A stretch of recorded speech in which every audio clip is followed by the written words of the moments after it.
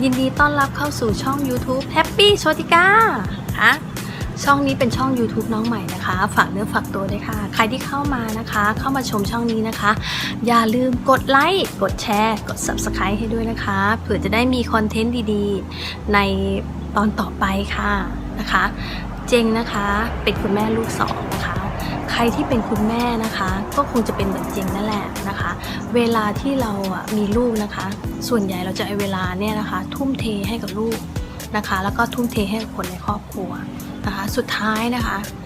ทั้งหมดเลยค่ะเราลืมดูแลตัวเอง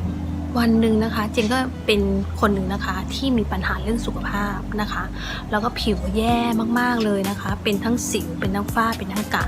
เจงเลยมานั่งคิดว่าถ้าเกิดสมมุติเรายังคงปล่อยปละละเลยกับการดูแลและสนใจตัวเองนะคะวันหนึ่งเนี่ย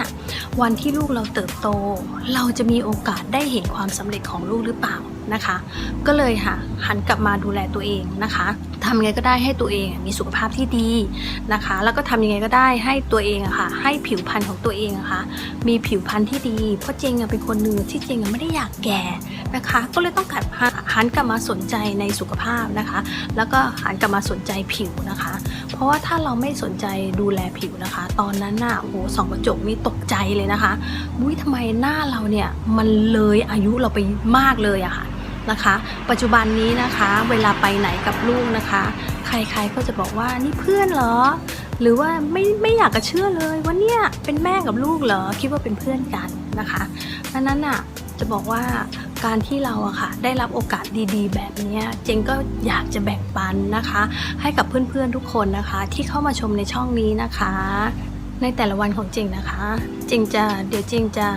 ให้ดูในกิจวัตรนะคะประจำวันของเจงที่เจงดูแลตัวเองแบบไหนนะคะเพื่อเพื่อนๆทุกคนนะคะที่ได้เข้ามาชมเนี่ยจะได้รู้วิธีการดูแลตัวเองทำยังไงนะคะเพราะเจงเนี่ยตอนนี้เจงเลข5เลยไปหลายปีแล้วนะคะแต่สังเกตนะคะว่าผิวจากเมื่อก่อนผิวแย่มากๆเลยนะคะปัจจุบันเนี่ยผิวก็ดีขึ้นนะคะริ้วรอยก็น้อยนะคะหรือแทบจะมองไม่เห็นเลยนะคะที่สำคัญนะคะผมที่อยู่บนหัวนะคะยังไม่มีผมงอกสักเส้นหนึ่งนะคะเกิดจากการที่เราใส่ใจแล้วดูแลสุขภาพจริงๆนะคะเดี๋ยวแล้วนะถ้าเกิดเราอยากรู้นะคะติดตามต่อไปค่ะจึงจะมี